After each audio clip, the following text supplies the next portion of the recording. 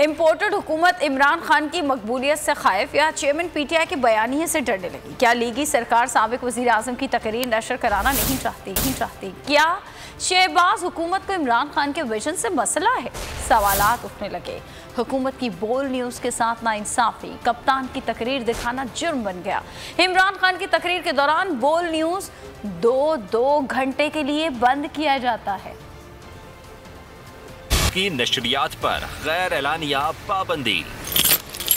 इत्तेहादी हुकूमत को खान का बयानिया खटकने लगा। जिस चैनल ने उसको दिखाया बोल टेलीविजन, सारी कौम उधर देखना शुरू हो गई, उसकी रेटिंग ऊपर चली गई। घबराहट की शिकार हुकूमत खान की तकरीर के दौरान पाकिस्तान में बोल न्यूज की नशरियात बंद करने लगी।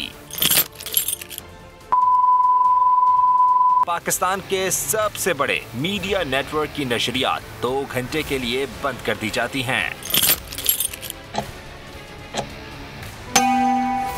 हुकूमत ओछे हथकंडों के बावजूद बोल न्यूज की मकबूलियत कम न कर सके।